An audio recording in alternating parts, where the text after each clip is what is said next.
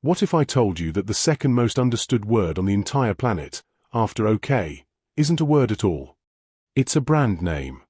That name is Coke. Think about that. More people on Earth can identify the logo for Coca-Cola than can identify the Christian cross. Every single day, nearly 2 billion servings of its products are consumed in over 200 countries. It's a beverage that has been to space, influenced geopolitics, and has been a constant presence in the background of our lives for over 130 years. It's just flavored sugar water. Yet, it has achieved a level of cultural permanence that most religions, empires, and ideologies could only dream of.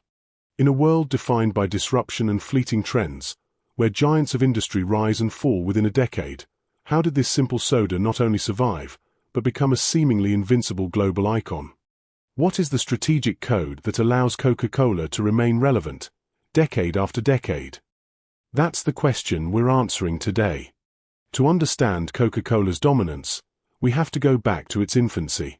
In the late 1890s, Coca-Cola was a popular drink, but it had a fundamental problem. It was almost exclusively sold at soda fountains.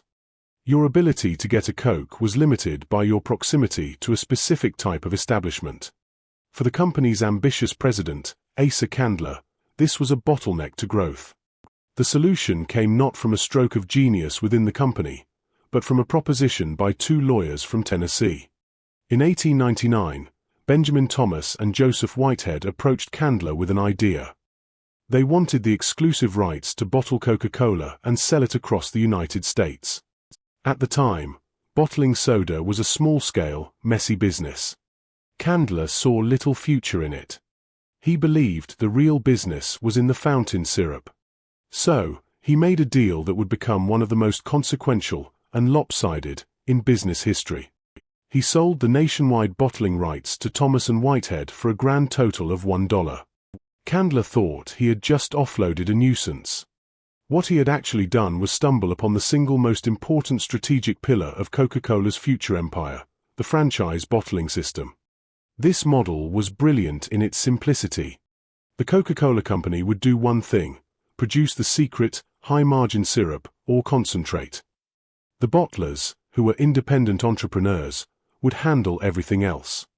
They would buy the concentrate from Coca-Cola, invest their own capital to build bottling plants, purchase bottles, and manage the vast, complex logistics of distributing the final product to every store, restaurant, and vending machine in their territory. This strategy shifted the most expensive and difficult parts of the business, manufacturing and distribution, onto a motivated network of local partners. It allowed Coca-Cola to expand with breathtaking speed, without needing to invest billions of its own dollars in infrastructure. Each bottler was a business owner, deeply invested in selling as much Coke as possible in their community. This system created what we call ubiquity. The strategy wasn't just to make Coke available, it was to make it unavoidable. Coca-Cola's goal was to ensure their product was always within an arm's reach of desire. That corner store in a remote village, that vending machine on a deserted highway, those exist because a local bottling partner, not a corporate executive in Atlanta, had the incentive to put it there. This decentralized, infinitely scalable machine is the foundation upon which everything else was built. With a machine in place to put a Coke in every corner of the world, the company faced a new challenge. How do you convince everyone to actually buy it? How do you differentiate your sugar water from all the other sugar waters? The answer: you don't sell the product. You sell the feeling associated with the product. Coca-Cola pioneered the concept of modern lifestyle branding. From its earliest days, its advertising rarely focused on the taste or the ingredients. Instead, it focused on associating the act of drinking a Coke with the most powerful and universal human emotions: happiness, togetherness, celebration, and nostalgia. This was a revolutionary shift. While other companies were advertising product features, Coke was advertising life's best moments, with their product simply placed in the frame. Think of their iconic campaigns. In the 1930s, Coca-Cola's ads, illustrated by Haddon Sundblom, didn't just feature Santa Claus. They defined the modern, jolly, red-suited image of Santa Claus we know today. They forever linked their brand with the magic and warmth of Christmas. In 1971, amidst the social turmoil of the Vietnam War era, they released the Hilltop ad, featuring a diverse group of young people singing, "I'd like to buy the world a Coke." The ad wasn't about soda. It was a powerful message of hope and global unity. It made Coca-Cola feel like more than a company. It felt like a part of the solution. This strategy is also built on a foundation of radical consistency. The Spencerian script logo has remained largely unchanged since 1887. The iconic contour bottle, designed in 1915 to be recognizable even when shattered on the ground, became a globally protected trademark. The specific shade of Coke Red is instantly identifiable. The one time they broke this rule of consistency, it became their greatest lesson.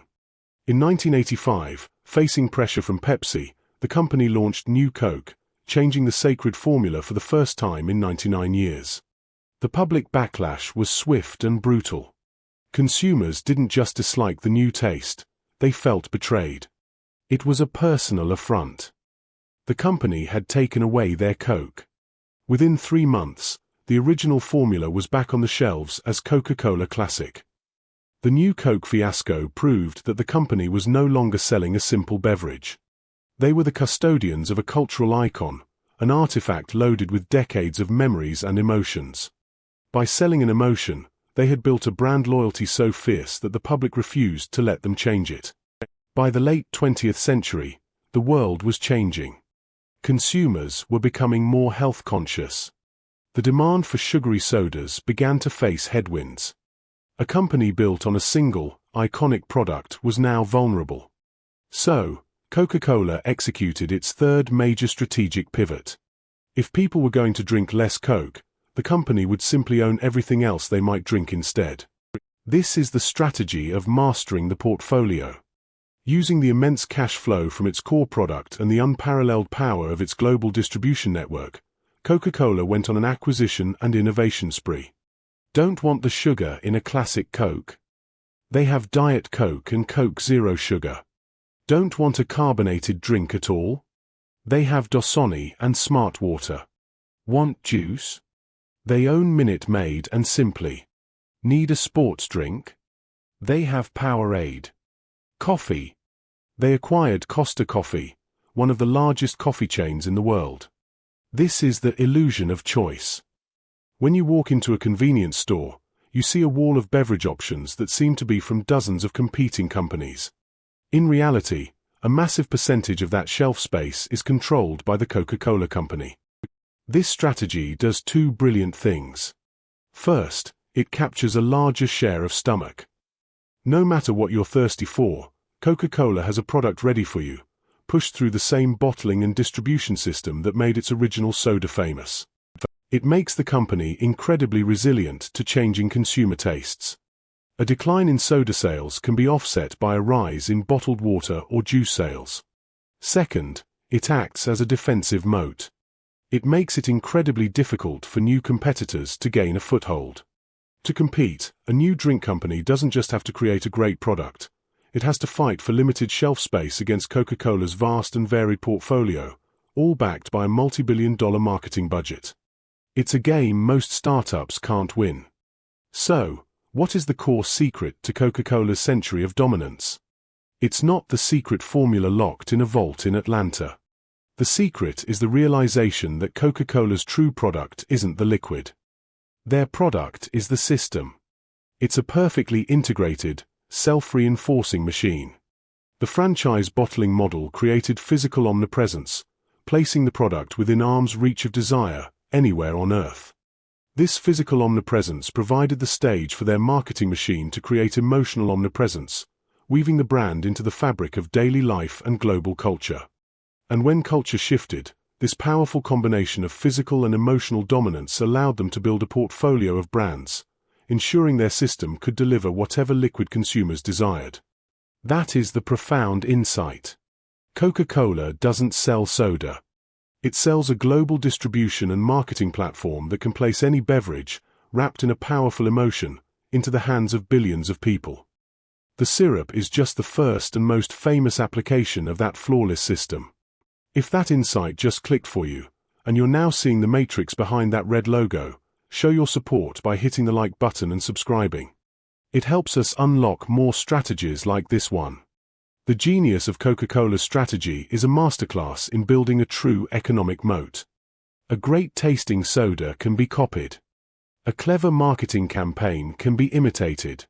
But a century-old, globe-spanning distribution network, fused with one of the most powerful and emotionally resonant brands ever created, is nearly impossible to replicate.